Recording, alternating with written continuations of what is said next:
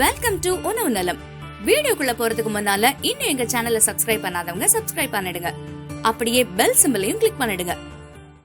அடேங்கப்பா, இந்த மீன்ல இவ்வளவு நன்மைகளா?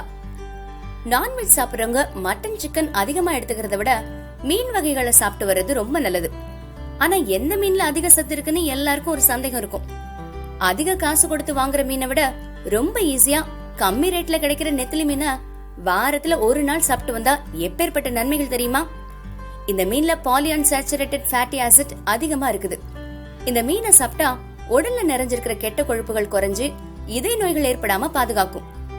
நெத்திலி மீன்ல protein, vitamin E, selenium, omega 3, fatty acid, minerals மற்றும் விட்டமின் ஏ போன்ற சத்துக்கள் அடங்கியிருக்குது.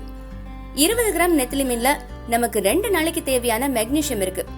அதோட 3% கால்சியம், 5% பாஸ்பரஸ் இருக்கு. இந்த சத்துக்களால நம்ம எலும்புகள் வலுவடைய ஊக்கப்படுத்துற ஹைட்ரோக்சியாபாட்டிடோட வளர்ச்சி அதிகமாகும்.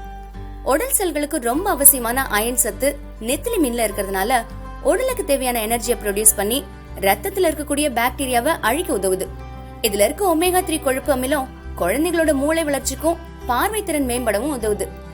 இந்த ஒமேகா 3 வாய், உணவு குழாய், பெருங்குடல், கர்ப்பப்பை, மார்பகம் போன்ற பகுதியில் ஏற்படுற புற்றுநோய 50% வரை குறைக்கிற ஆற்றலும் உடலுக்கு வழங்குது. நெத்திலி மீனை சாப்பிடறதுனால மழை காலத்துல ஆதிக்கம் செலுத்துற ஆஸ்மாவையும் விரட்டும். இந்த வீடியோ பிடிச்சிருந்தா லைக் பண்ணிடுங்க. ரொம்ப பிடிச்சா ஷேர் பண்ணிடுங்க. அடுத்த வீடியோல சந்திப்போம். பாய்.